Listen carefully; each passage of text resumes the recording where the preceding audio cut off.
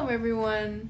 So as you can tell, I have expanded my uniform collection to new horizons, but today I wanted to cover one of my favorite topics about the Vietnam War, helmet graffiti. So let's talk about it. A little bit of a recap, it's the 1960s. Hollywood and rock and roll were both at peak. The Berlin Wall and the cadaver of JFK were both still fresh.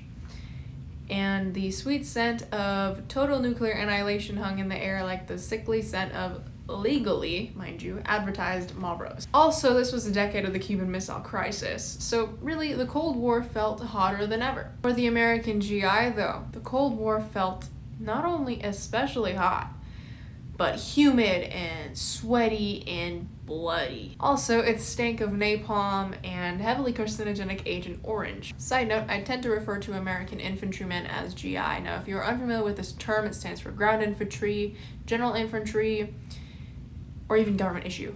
In short, it just stands for American soldier. Anyway, that was the Vietnam War. It was going pretty bad, especially after the Tet Offensive, which, by the way, regardless of whether American losses completely paled in comparison to Vietnamese losses, it still marked a complete low point in American morale both in society and in the US military. It wasn't much help that the media was covering the war for the first time in history. The Vietnam War was the first television war. This meant that Americans could now turn on their televisions at home and hear from the American soldiers themselves mid-combat. Needless to say, the public's view of US interference in the Vietnam War grew very unsupportive, especially towards the end of the war. Many American men, especially those unmarried, unenrolled in college, and situated in lower areas, were the main target of the mandatory draft. Approximately 2.2 million men were drafted in the Vietnam War. With the rise of the anti-war movement came a huge chunk of soldiers, especially draftees, who realized that they were fighting a war that they, one, didn't even agree with, and two, didn't have a choice to fight in. And so that resulted exactly how you'd expect it to, in the form of art. GIs would often etch statements and quotes into the Mitchell camouflage covers of their helmets. This is that, by the way. It's a cloth. Because this was a matter of self-expression, the graffiti varied from just artistic to very patriotic and pro-war, and then also completely pro-peace, anti-war, rebellious. Some soldiers even marked off each month of their deployment that they survived. Now, the Marines were never issued the helmet band, but they were issued the Mitchell cover. So that's why you see a lot of Marines in old photos wearing a black band as opposed to this green band, because they went and scavenged for tires and inner tubes, which they slashed like lines from, and then they tied around their helmet, not only to secure the Mitchell cover, but to hold items of significance like the Army did. It's important to note that these helmet bands were initially used to aid in camouflage and hold foliage, much like the nets on helmets in World War II. In these bands, GIs held items of convenience such as cigarettes, bug repellent oil, rifle oil, matchboxes.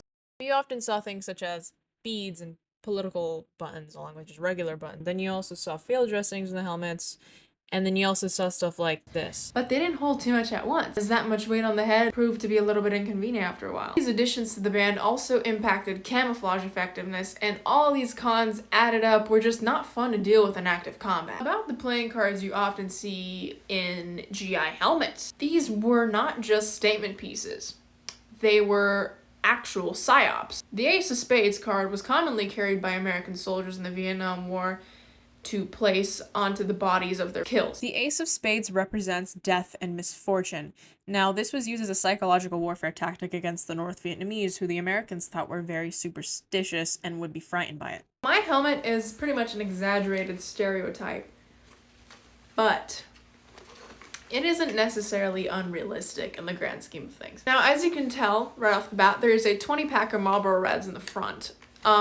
About these cigarettes, actually, the Vietnam War C ration consisted of much thinner 4-pack cigarettes, which came in brands such as Marlboro, Pall Mall, I believe Camel. There are a few examples of American GIs wearing cigarette packs in their helmet bands, but ultimately they didn't do it often because the conditions in Vietnam were so genuinely awful that it would just get soggy and awful and unsmokable at the end of the day. Anything that was convenient, they shoved it in there ever so often. Contrary to popular belief, and despite how awesome that would have been, It was extremely rare to see rounds in the helmet bands in the Vietnam War. Hollywood makes this out to be a lot more common than it actually was. Really, at the end of the day, what a soldier carried in his helmet could mean life or death, because it could paint him as a complete, total, utter, big red target, or it could just prove convenient. With that being said, it really wasn't done as often as Hollywood says it was. You didn't see a bunch of literal full platoons of men just wearing huge peace signs on their helmets. No, a lot of people didn't do anything. But the artistically inclined ones did do it. I decided to write a few quotes on my helmet, and they are as follows. We, the unwilling, led by the unqualified, to kill the unfortunate, die for the ungrateful. On the other side it says, war is good business, invest your son. Both are examples which I took from other helmets. Actually, no, this quote is from a lighter I found, which, funny we mentioned that, I do have a reproduction Zippo. These are really fun because they used to engrave a bunch of stuff onto their Zippo lighters. Here are some of the other contents I decided to include on my helmet. So obviously we have the Marlboro Reds. I am so obsessed with Marlboro Reds. Like, I don't smoke, by the way. Just like to tell you guys, I've literally never smoked a cigarette in my life, nor do I plan on ever doing it, but I have had an obsession with these forever. This right here is rifle bore cleaner. Now this was used to clean the inside of the barrels of guns. Still some residue left in there. It's from the 1970s. Then we have an original protest pin, albeit it's probably a lot larger than it should be, but whatever.